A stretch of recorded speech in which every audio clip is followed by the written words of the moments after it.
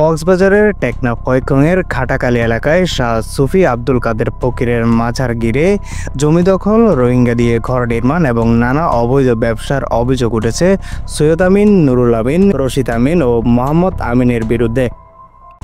ভুক্তভোগীরা জানান, মাজারের পবিত্রতা ব্যবহার করে মিথ্যা দলিল বানিয়ে রোহিঙ্গাদের দিয়ে জমি দখল করা হয়েছে। নির্মিত হয়েছে বিলাসবহুল ফ্ল্যাট। চলছে ওরসের নামে অনৈতিক কার্যকলাপ, মাদক সেবন ও অর্থ হাতিয়ে নেওয়ার অভিযোগও তুলেছেন স্থানীয়রা। আর নানুর নাম হইল হাতির পয়সা হুজুর, আর মা তারা আছে দে বাবিন 5 জন, আর তো আছে দুর্গমও, আর তো আর কেউ নাই। আর মা যখন দুনিয়ায় তো গিয়ে হই আর লই দেখাশোনা করতো আর আর নানার নামে যিনি সম্পত্তি আসছিল ইনি তারা দখল করি ওরে আর ওর অত্যাচার আনি ওরে যা এখনো কথা হইলে আর ওর অত্যাচার আই যাবে, আর ওর জবরদস্তি একখান কি আই যাবে বড় ধরনের অঘটন ঘটাই ফেলে। আর ওর মানি উনলে উনার কিছু নয়, উনার কিছু নয়।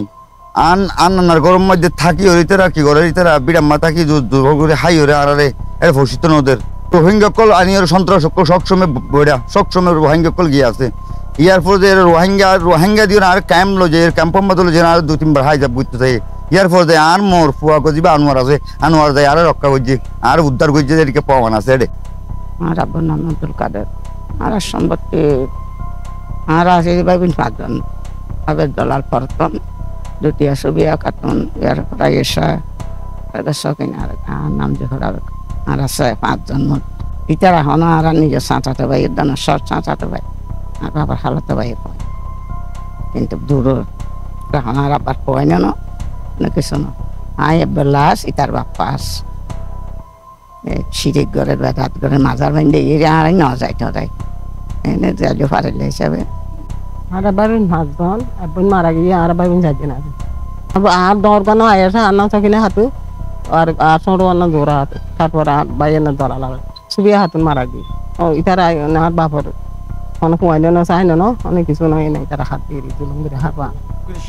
এ বিষয়ে হাফেজ জালাল আহমেদ বলেন, তার পিতা আব্দুল কাদের ফকির মারা যাওয়ার পর কিছু লোক রোহিঙ্গা এনে দখল করে রেখেছে পিতার নামে নির্মিত মাজারের জমি।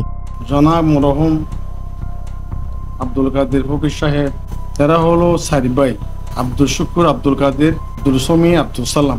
4 ভাইয়ের মধ্যে এরা 3 ভাই মারা গেছে। মৌলভী আব্দুল সালাম এখনো বাঁচিয়ে আছে, তার বয়সও প্রায় 95 বা 17 দিকে হবে। তাহলে এ আব্দুল কাদের ফকির কি বলে এখানে মাজার করে, সে একটা মাজার করে গেছে।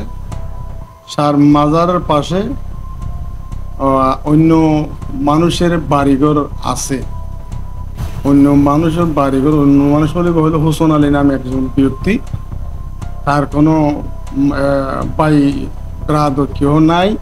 যে হোসেন আলীর কথা বললাম, হোসেন আলীর কতগুলো ছেলে আছে ওখানে, ওরা ওইটা জবরদখল করে আছে।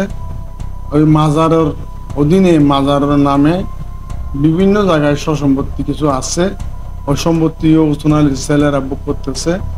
মানে মোটামুটি কত হলো তো আব্দুল কাদের ছেলেমাই, আব্দুল কাদের ফকিরের ছেলেমাই এরা মানে এই যে মাজারের কোনো আপে আছে, মাজারের কোনো সম্পত্তি, মাজারের কোনো মানে আছে সেবা যত্ন এরা করতে পারছে না, মানে এরা বাইরে বাইরে ঘুরতেছে। ওই মাজারটা ওরা হোসেন আলীর ছেলে সন্তান যারা আছে এরা বুক করতেছে। রোহিঙ্গা হলো মানে হোসেন আলীর পরিবার হলো রোহিঙ্গা মানে তার পরিবারের নাম হাজারা খাতুন, সে মারা গেছে। তো রোহিঙ্গা তখন মানে ওখান থেকে আইনি বিয়ে করছে, তো তার আত্মীয় স্বজন রোহিঙ্গা এখানে আছে, মানে এখানে রোহিঙ্গা ক্যাম্পে তারা বসবাস করতেছে। ওখান থেকে দাফে এরা আসিয়ে ওখানে মানে যাওয়া আসা করে, টাকা বা হাওয়া করে, ওরা হলো রোহিঙ্গা। অভিযোগের বিষয়ে জানতে চাইলে মোহাম্মদ সৈয়দ আমিন ফকির অভিযোগ অস্বীকার করেন। হাজির হিসাবে তো বিড়া মাঝে কোনো জায়গা নাই, আন্তাদি জায়গা দিলে হাজির হিসাবে মানে পৌরালি করে হয়েছে, বুঝলেন নাই? মাজারের যে জায়গা আছে এই নামে ডাইরেক্ট বাংলাদেশে আবসিন।